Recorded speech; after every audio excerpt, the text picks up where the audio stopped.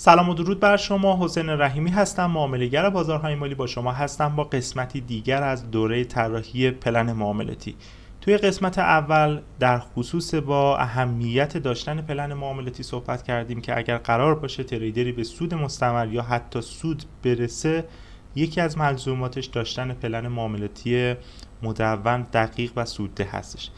صحبت کردیم در خصوص این موضوع که چه بهتر که در کنار داشتن پلن معاملاتی ما یک پلن مدیریت سرمایه هم داشته باشیم تا کمک بکنه به پلن معاملاتی ما، و صحبت کردیم در خصوص بزرگترین چالشی که برای تریدرها وجود داره و اون هم چیزی نیست جز اجرای پلن معاملاتی. توی این قسمت قراره که در خصوص با چند موضوع دیگه صحبت بکنیم و من براش چند تا اسلاید درست کردم.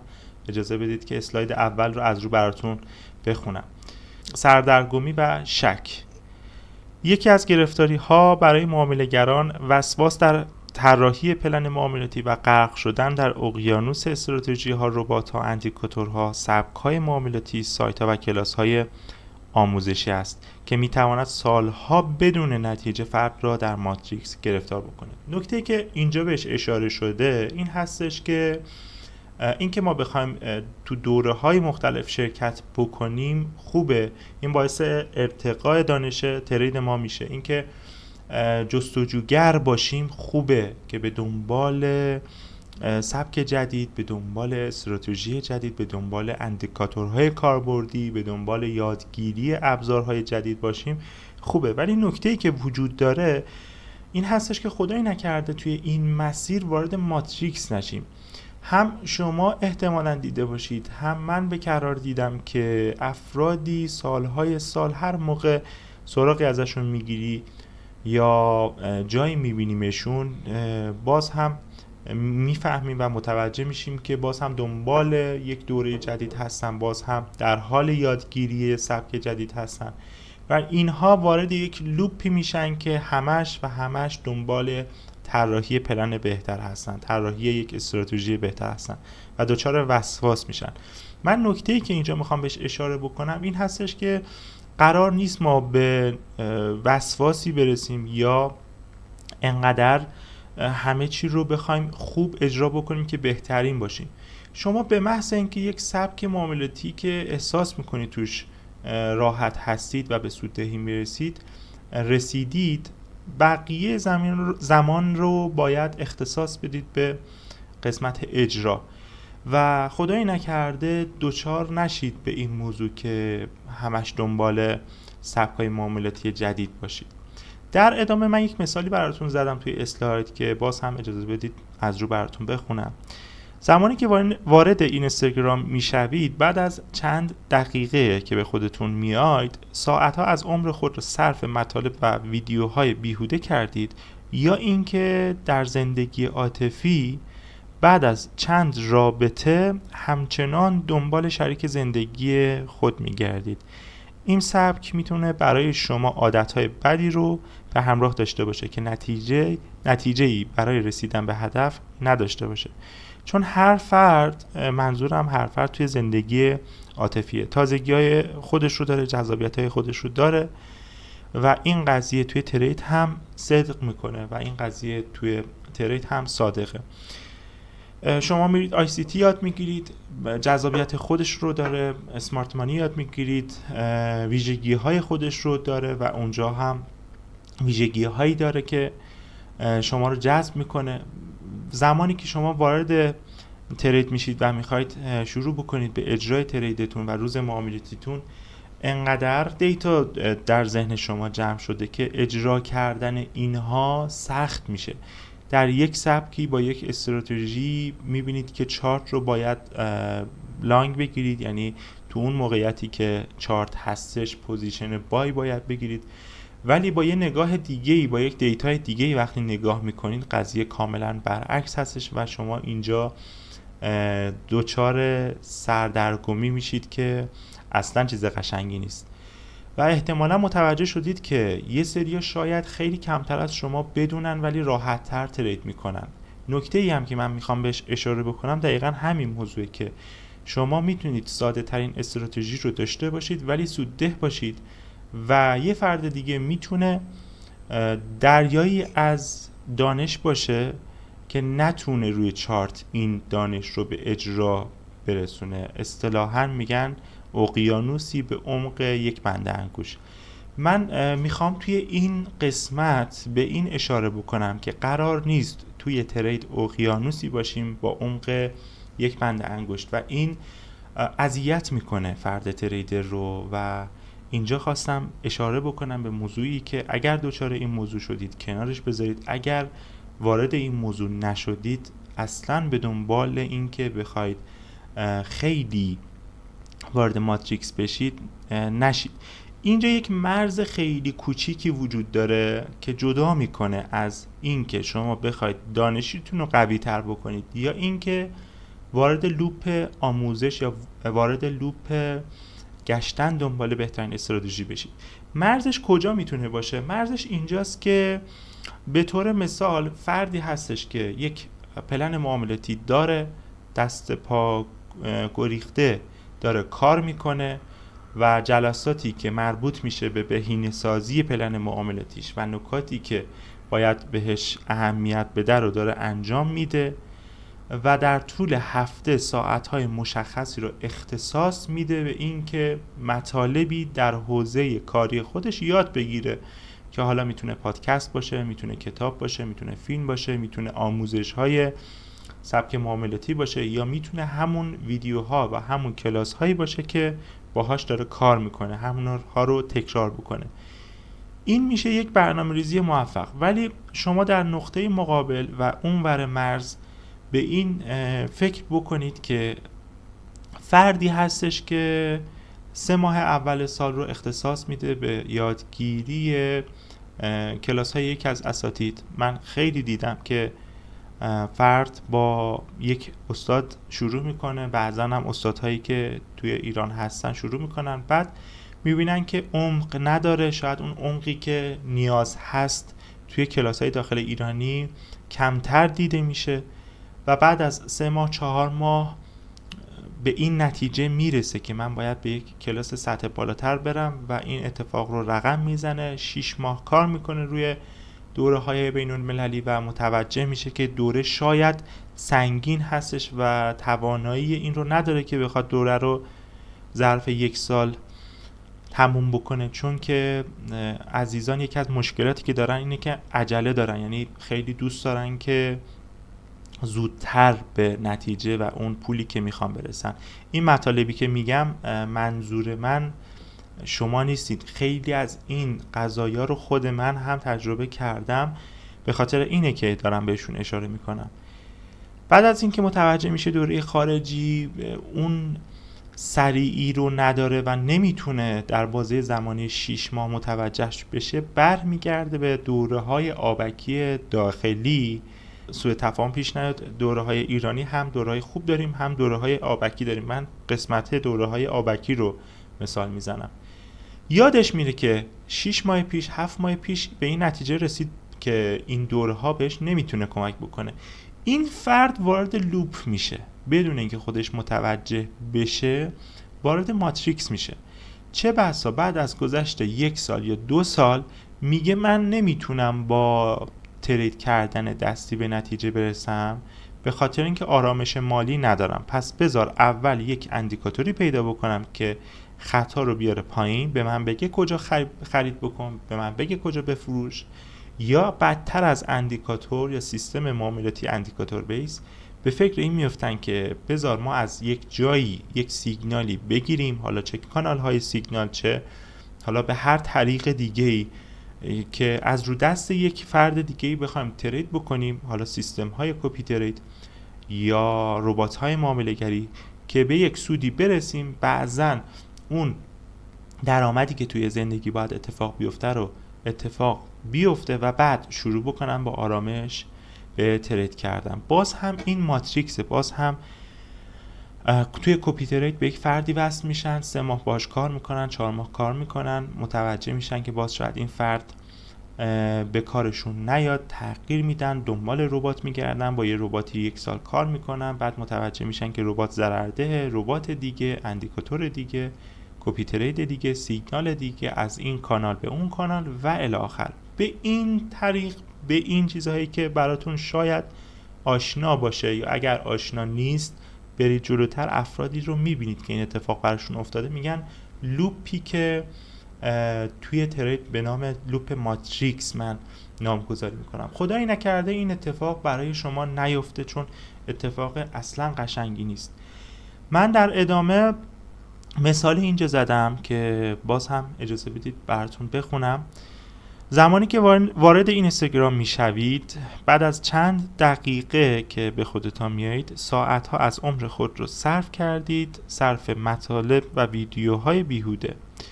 توی اینجا به این اشاره کردم که دقیقاً اون فرد متوجه نمیشه که وارد ماتریکس شده و ما پروپاگانداهای خیلی زیادی داریم برای اینکه شما رو از هدف اصلی دور بکنه و بازارساز خیلی از مطالب رو طراحی میکنه برای اینکه شما از اون مسیر درست دور بشین. توی این دوره سعی میکنم که به تک تکشون اشاره بکنم. فعلا داریم در مورد با مقدماتی صحبت میکنیم که شاید یه سری چیزا توی ذهن باز بشه و ایده پردازی ها شروع بشه. در ادامه داریم که در زندگی عاطفی بعد از چندین رابطه همچنان دنبال شریک زندگی خودتون میگردید. این یه مثال دیگه است. این سبک میتواند برای شما عادتهای بدی را به همراه داشته باشد که نتیجه‌ای برای رسیدن به هدف نداشته باشد، چون هر فرد تازگی ها و جذابیت های خود را دارد. در ترید هم این مسئله کاملا صدق میکنه. ببینید توی روابط عاطفیتون اگر باز هم توی لوپ ماتریکس بیفتید و بخواید دنبال بهترین باشید، باز هم نمیتونید اون نتیجه که باید بگیرید رو رقم بزنید. توی ترید هم صادقه و صدق میکنه و یه مقدار باید از کمالگرایی خودمون اگر درونمون وجود داره کم بکنیم و اینکه شاید با یک سیستم خیلی ساده تر شروع بکنیم به کار کردن و اون رو ارتقا بدیم. من یه سری مثال ها توی ذهنم هست، افرادی رو میشناسم که از همکاران و دوستان خودم هستند که این عزیزان دارن با ساده ترین نوع ممکن ترید میکنن و اگر شما تو مرحله اول بهتون بگن این استراتژی هست میتونی انتخابش بکنی یا نه، شما میگی نه، امکان نداره این استراتژی به این سادگی بتونه سودده باشه. اگر یک مصداق براتون بزنم، من سال گذشته یک تیمی تشکیل دادم از بهترین دانشجویی که افتخار این رو داشتم که همراهیشون بکنم و داشتیم کار میکردیم. توی جلسه من با این عزیزان صحبت کردم در مورد با یک تریدری که تایلندی بود اگر اشتباه نکنم و من این تریدر رو توی سوشال مدیا باش آشنا شدم و متوجه شدم سبک معاملاتی خاصی داره و میزان سودی که میگیره قابل توجه و اکانت های به شدت سنگینی رو در دست داره و داره کار میکنه. اگر بخوام قسمتی از تکنیک این عزیز رو بگم، البته کل استراتژیش رو میشه در عرض 10 دقیقه گفت. این عزیز در تایم خاصی، یعنی در یک بازی زمانی تقریبا نیم ساعته‌ای میومد تریدش رو انجام میداد و میرفت. شما فکر بکنید تو کل روز نیم ساعت تایم تریدش بود و تو کل این نیم ساعت یه تک ترید مشخص داشت و تک تریدش هم فقط پوزیشن های بای بود. یعنی پوزیشن فقط بای میگرفت، توی یک ساعت خاصی این کار رو میکرد و توی یک عرض خاصی این کار رو انجام میداد و به شدت هم موفق بود، به شدت هم سود قابل توجهی میگرفت و اکانت های خیلی سنگین و قابل قبولی هم دستش بود. ببینید وقتی آدم نگاه میکنه به همچین تریدرهایی میبینه که استراتژی خیلی استراتژی ساده‌ایه. شاید همونجور که گفتم توی یک صفحه هم زیاد باشه بخوایم در موردش بنویسیم، در 3 خط میشه توضیحش داد، ولی خب یک تکنیکایی به خصوصی هم داشت استفاده میکرد و من با گروهی که ساختم روش کار کردیم، به یه نتایجی هم رسیدیم و من خودم رو سبک ایشون توی یک سری از اکانت ها کار دارم میکنم و ایده خیلی خوبی بود و من بارها متوجه شدم تریدرهای دیگه هم هستن که دارن از این تکنیک استفاده میکنن، ولی و توی اینستاگرام میبینید که فردی میاد توی در عرض 5 دقیقه 10 دقیقه کارش رو انجام میده، میره زندگی خودش رو داره و ترید اونقدر براش چالش انگیز نیستش. اینجا میخوام به نکته ای اشاره بکنم که قرار نیست یه چیزی پیچیده باشه، این که بخواید خودتون رو ارتقا بدید. باز هم تکرار میکنم خیلی خوبه رشد فردی، این که بخواید خودتون رو ارتقا بدید یک مطلب، افتادن تو لوپ ماتریکس یک مطلب دیگه است که یه مقدار تفکیک این دوتا از هم شاید سخت باشه، ولی من سعی کردم توی اشاره هایی که انجام میدم براتون باز بکنم و خدای نکرده این اتفاق برای شما نیفته. اسلاید بعدی رو داریم، اجازه بدید براتون باز هم از رو بخونم و در موردش صحبت بکنیم. در خصوص با مراقبت و محافظت هستش که نوشتم برای خود اهداف منطقی مشخص کنید و پلن معاملاتی و مدیریت سرمایه را بر اساس آن مکتوب کنید و در طول مسیر از خود و ذهن خود مراقبت کنید. این مراقبت ها خیلی حیاتی است. معامله گری مثل تمام بیزینس های دیگر نیازمند مراقبت های مکرر از دستاوردها است. این مطلب هم مطلب خیلی مهمی هستش. بخوام بهش اشاره بکنم که منظورم از مراقبت و محافظت چی هست، اینه که توی تمام بیزینس ها این مراقبت اتفاق میفته، ولی چون ترید یک کار شبیه به فریلنسری هست شاید دیده نشه این مراقبت ها، یعنی شاید اونقدری لازم دیده نشه که بخواید این اتفاق رو ببینید. خب خیلی از مغازه هایی که وجود داره توی کوچه و خیابون از خودشون محافظت میکنن و این رو شما بارها دیدید با استفاده از سیستم های محافظتی، با استفاده از قفل‌های مختلف، دزدگیرهای مختلف، دوربین‌های مداربسته، با هر عناوینی میان از کسب و کار خودشون، از بیزینس خودشون مراقبت میکنن که یک بیزینس سالم داشته باشن، سیف داشته باشن. اگر چیزی داره مزاحمت ایجاد میکنه براشون اون رو رفع میکنن. توی ترید هم همین قضیه هست، یعنی شما در ترید از ذهن خودتون، از مغز خودتون، از آرامش خودتون، از محیطی که توش هستید دارید استفاده میکنید برای کسب درآمد. پس باید از تمام این قضایا استفاده بکنید و حفاظت بکنید بیشتر، که در ادامه بازتر میکنم قضیه رو و بیشتر در موردش صحبت میکنم که چه مطالبی هستش. به طور مثال اگر چند تا موضوع رو بخوام بگم تا این قضیه هم باز بشه توی ذهنتون، اگر من مراقبت نکنم از این دارایی که دارم ازش کسب درآمد میکنم، شما فرض بکنید که من یک پلن معاملاتی دارم، یک پلن مدیریت سرمایه‌ای دارم، از این مراقبت نمیکنم. چند تا مثال براتون میزنم. این رو میام به یکی از دوستانم پیشنهاد میکنم، میگم که فلانی بیا من این پلن رو دارم و دارم ازش کسب درآمد میکنم.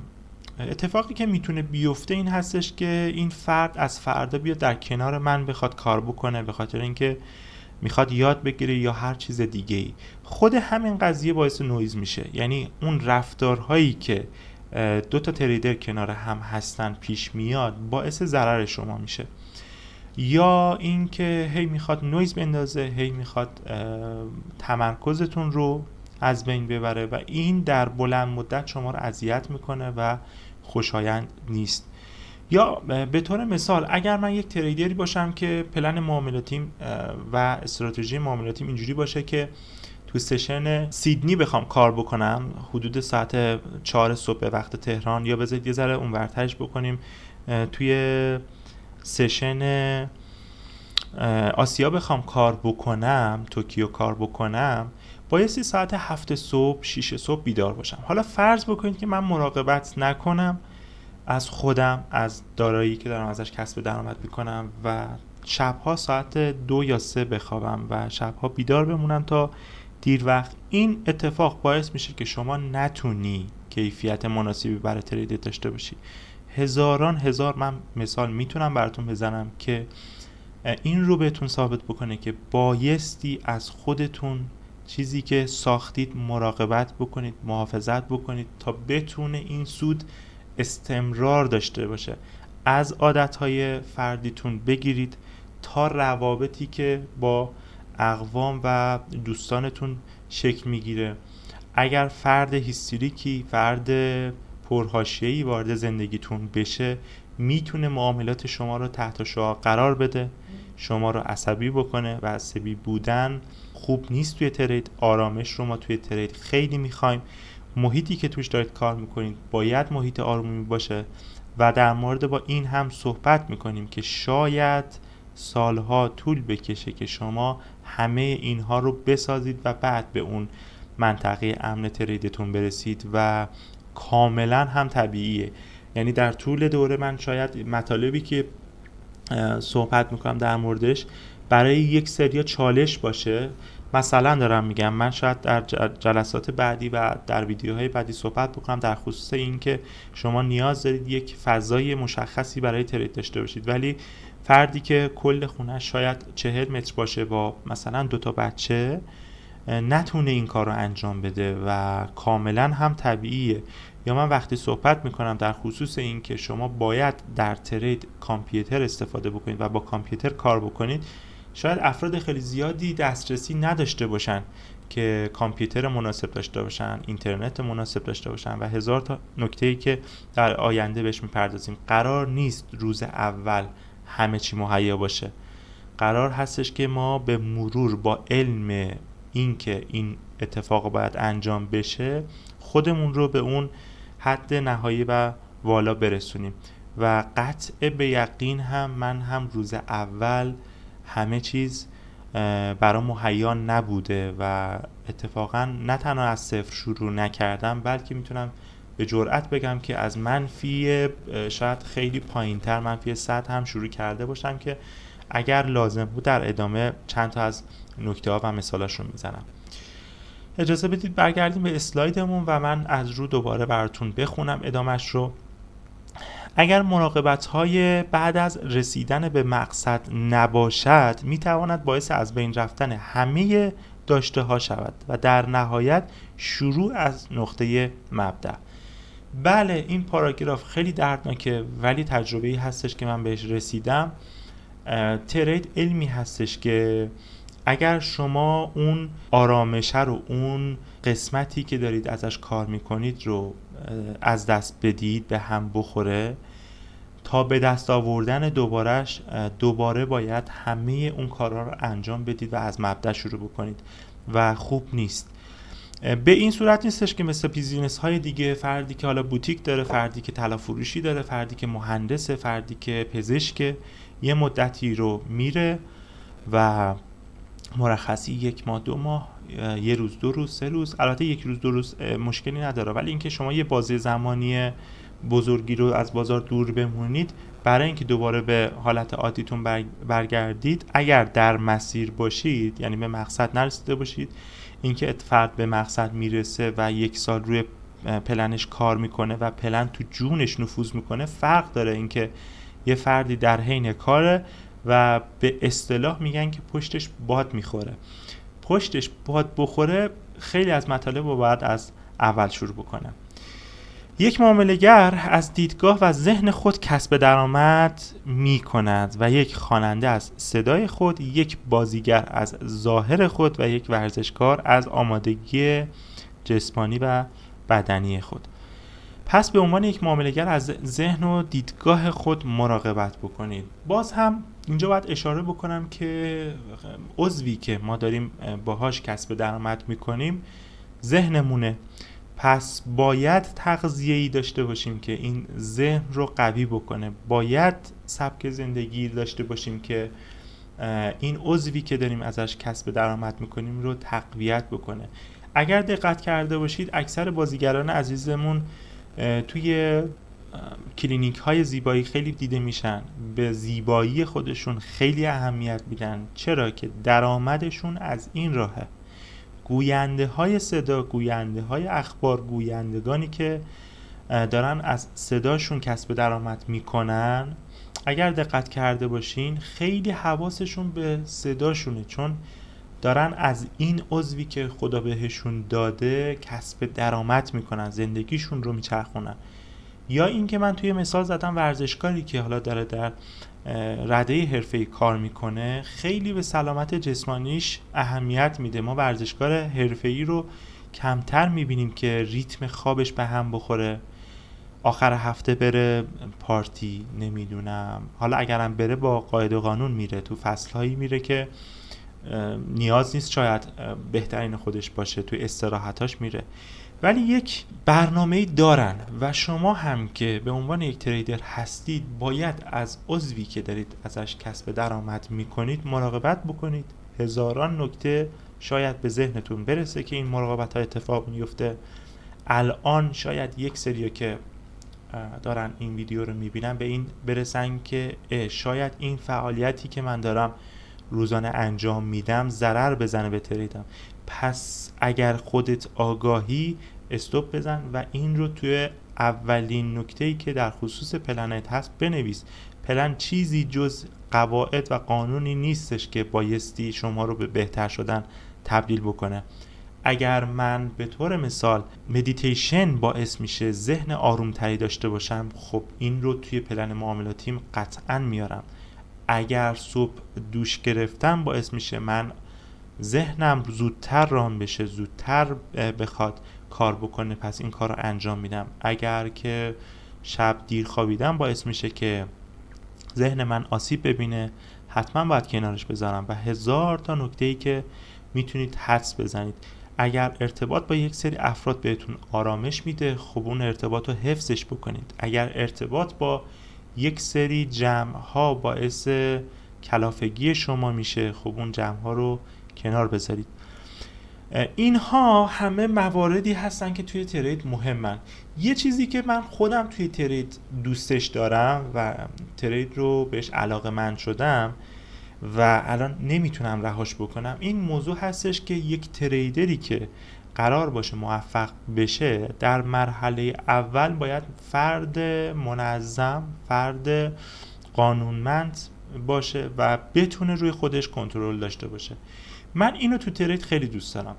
ببینید اگر بخوام مثال بزنم براتون روشن بشه، شما فرض بکنید یک مکانیکی که کارش تعمیر ماشینه به طور مثال میخواد لنت عوض بکنه. این فرد نیازی نیست اول صبح بره کتاب بخونه که بتونه لنت بهتری تعویض بکنه، یا نیاز نیست این فرد بره ورزش بکنه اول صبح تا بیاد اون لنت رو بهتر عوض بکنه. این فرد حتی اگر شب گذشتهش مواد مخدر استفاده کرده باشه، تو جمع ناسالم هم باشه، شبم تا دیر وقت بیدار باشه، صبح میتونه اون لنت رو تعویض بکنه. یعنی 4 تا آچار باز میکنه، لنت رو در میاره و لنت رو جا میزنه. البته که بی احترامی نشه به عزیزان تعمیرکار، من فقط صرف مثال دارم میزنم که تأثیر نمیذاره. یعنی اگر یک فرد تعمیرکار شب گذشته با یک فرد دیگه دعوا شده باشه و اعصابش خورد باشه، چه بسا اون لنتی که باید تعویض بکنه رو زودتر تعویض میکنه، یعنی سرعت کارش بهتر هم میشه. من دارم این مثال رو میزنم که تو شغل ما تسلط داشتن بر ذهن، خودآگاهی خیلی تاثیر داره. پس ما باید آموزش هایی در کنار آموزش های ترید ببینیم که بتونه این قسمت رو تقویت بکنه که در ادامه اسلاید من برای ساختم و در خصوصش قراره صحبت بکنم. و من از زمانی که ترید رو به صورت حرفه‌ای شروع کردم خیلی از قسمت های شخصیتم تغییر کرد، خیلی از مطالب رو تونستم تغییر بدم، خیلی حالم بهتره، خیلی رضایت بهتری دارم، چون که تغییرات مثبتی انجام دادم. کارهایی که قبلا نمی کردم رو الان خیلی بهتر انجام میدم. که اگر یک مثالش رو بخوام خدمتتون بزنم، من اصلا کتاب نمی خوندم. یعنی تا قبل از اینکه ترید رو بخوام شروع بکنم من شاید یه دونه کتاب بیشتر نخونده باشم به جز اون کتابایی که تو دانشگاه خونده بودم. ولی وقتی که ترید رو شروع کردم و متوجه شدم که من باید یک سری مطالب رو بخونم، چون این مطالب باعث ذهن آگاهی میشه، باعث این میشه که من کنترل بهتری رو خودم داشته باشم و فرد بهتری باشم، شروع کردم من فقط توی یک سال، یک از سالهایی که کار کردم، یک سالهایی که فعالیت کردم، فکر میکنم یه چیزی حدود 12 یا 13 تا کتاب رو خوندم. یعنی به طور متوسط ماهی یه دونه کتاب رو تموم کردم و برای من خوب بود. حالا شاید این عدد برای یک سری از آدما کم باشه، برای یک سری از افراد زیاد باشه، ولی خب من خیلی راضیم که این تغییر تو زندگی من اتفاق افتاده و الان هم ماهیانه یه دونه کتاب رو راحت میخونم و بعضن اگر کتاب سبک باشه 2 تا هم میتونم بخونم. خب این تغییر خیلی خوبیه که توی شخصیت من اتفاق افتاده و من ازش خیلی راضیم. من میتونم خیلی از شغلای دیگر هم مثال بزنم براتون تا این قضیه براتون جا بیفته که توی شغلای دیگه شاید نیاز نباشه که فرد بخواد روی تکنیک‌های ذهنی کار بکنه و روی خودش کار بکنه. رانندگی میتونه مثالی باشه که این اتفاق براش بیفته، آشپزی میتونه، حالا نمیدونم چقدر حرفای من درست هسته، شاید مثال نقص هم داشته باشه، ولی خب خیلی از شغل‌ها هستش که به تمرکز نیاز نداره، ولی مثلا نقاشی یا طراحی شاید نیاز بیشتری داشته باشه به ذهن آگاهی و آرامش ذهن. اسلاید بعدی در خصوص با پشت کار هستش و باز هم اجازه بدید که من از روی متن بخونم و در مورد این اسلاید هم با هم دیگه صحبت بکنیم. یکی از ملزومات معامله‌گری که باید به آن آگاه باشیم فصول و فصل‌های زمانی ضرردهی است که علت‌های مختلفی می‌تواند داشته باشد و تقریباً هر چند ماه یک بار می‌تواند رخ بدهد و امری کاملاً طبیعی است که می‌توان تدابیری برای این فصل‌ها برنامه‌ریزی کرد. البته که در اکثر شغل‌ها ماه‌های خوب و بد از نظر درآمدی وجود دارد که شما باید به مجموع آنها توجه داشته باشید و معامله‌گر خردمند باید به فکر فصل‌های زمستان بازار خود باشد. یکی از مهمترین کارهایی که شما را در این بازه زمانی نجات می‌دهد داشتن پلن مدیریت سرمایه است. ببینید تمام این اسلاید ها بر اساس یک دیدگاهی طراحی شده و تجربیاتی هستش که من برای هر کدومشون مدت ها عمرم رو خرج کردم تا به این نتیجه ها رسیدم و بهتون انتقال میدم که امیدوارم براتون مفید باشه. ببینید این که توی سرفصل نوشتم پشت کار داشته باشید و صحبت کردم در مورد با فصول ضرردهی که کاملا طبیعیه. همه شغل‌ها هم دارن توشون. من به این قضیه هم اشاره کردم که ما مثل نمودار سینوس بالا و پایین داریم، هم توی زندگی، هم توی کسب و کار، هم توی ترید.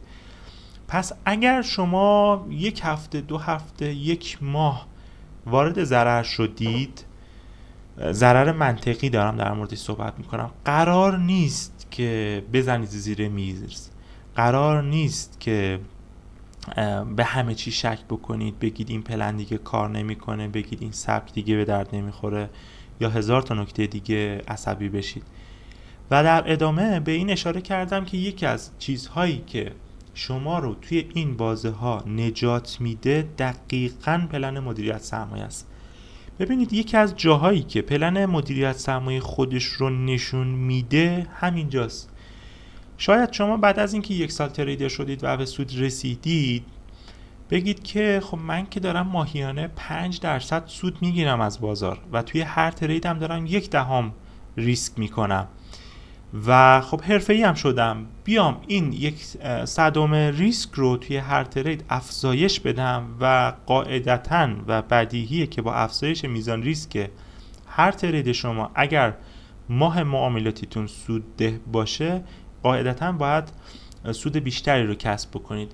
یا اگر بخوام مثال ساده تر بزنم، شما اگر توی هر تریدتون 0.1% کل اکانتتون رو ریسک بکنید و آخر ماه کسب سود 10% داشته باشید، این 0.1 اگر بشه 0.2 با ریاضیات و منطق سودتون هم میشه 20%. ولی خیلی جاها دیدید که معامله‌گران این کار رو نمی‌کنن. دلیلش چیه؟ یکی از دلایلش همین مطلبی هستش که دارم بهتون میگم. شما قسمت قشنگ قضیه رو میبینید که اگر سود بشه با میزان ریسک 2 برابر ما هم سود میکنیم. ولی به این هم فکر بکنید که اگر به هر دلیلی ضرر بکنیم یا اون ماه معاملاتیمون یا حتی 2 ماه پشت سر هم ضرر بکنیم، اگر میزان ریسک یا مدیریت سرمایه اون پلنی که در موردش تو ویدیو اول صحبت کردم درست طرح ریزی نشده باشه، حتما به چالش میخورید و حال دلتون خیلی بد میشه.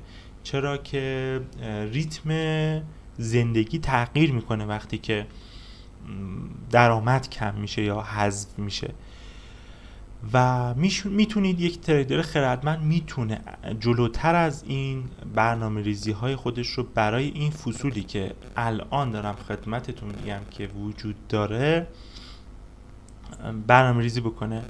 ما هفته گذشته یک جنگی رو تجربه کردیم و تقریبا استرسی که من در این 12 روز داشتم کم بود. دلیلش چیه؟ دلیلش اینه که به صورت اینکه برنامه ریزی نشده باشه، من به خاطر اینکه دوست ندارم تایم زیادی رو برای خرید اختصاص بدم، معمولا یک بار میرم هایپر، یک بار میرم مرکز خرید و خرید مایحتاج، مثلا دارم میگم 40 روز آیندهم رو انجام میدم. 40 روز خونه هر وسیله‌ای که نیاز داشته باشه تقریبا داره و این جزء عادتام بوده. حالا متاسفانه عادت قشنگم نیست، این به خاطر این هستش که به خاطر پروپاگاندا و ماتریکس هستش که تو ایران وجود داره، به خاطر اینکه سالهای سال به ما یاد دادن که نیست، یاد دادن که آب نیست، برق نیست، گاز نیست و هزارا نکته دیگه. نمیخوام وارد حاشیه بشم، میخوام در مورد با این صحبت بکنم که من با علم این که این اتفاق میتونه بیفته تو جامعه ما، که یه روز میتونیم بلند شیم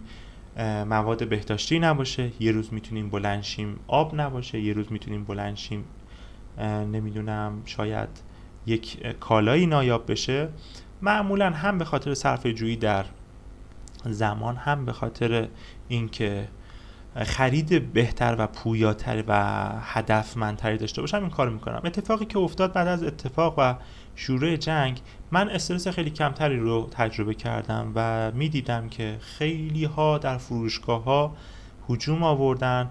البته که این هجوم هم حق دارن، به خاطر ترس از به هم ریختگی ریتم زندگیشون هستش. مثلا یکی از اتفاقایی که برای خود من هم افتاد، خیلی ها به نگران عزیزاشون هستن. خب من هم نگران عزیزام بودم و اینها میرن برای خرید کالاهای مورد نیاز و خب من پیش بینی جنگو نکرده بودم، ولی چون این قضیه رو پوشش داده بودم خیلی آرامش داشتم، اصلا سراغ فروشگاه ها نرفتم، کاملا هر چیزی که نیاز بود رو تو این 12 روز داشتم، حتی استرس هم نداشتم. گفتم حالا من تا 20 روز آینده هم مایحتاج خونه و زندگی وجود داره.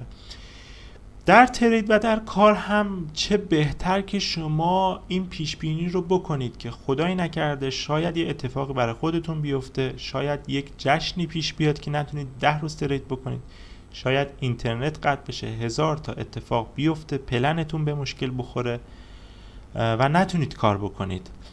شاید اصلا یک بازاری که توش دارید کار میکنید، بروکری که دارید توش کار میکنید به مشکل بخوره، بازار رنج بشه و 1000 تا نکته دیگه و اینجا باید پشت کار داشته باشید، بتونید کار خودتون رو ادامه بدید و بتونید پرقدرت به سمت جلو برید.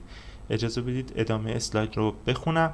در این قسمت احتمال از دست رفتن اعتماد به نفس شما و شک کردن به تمام دانش خود وجود دارد که با تمرین و تمرکز و کار کردن روی خود نیز میتواند از آسیب‌ها در امان باشید.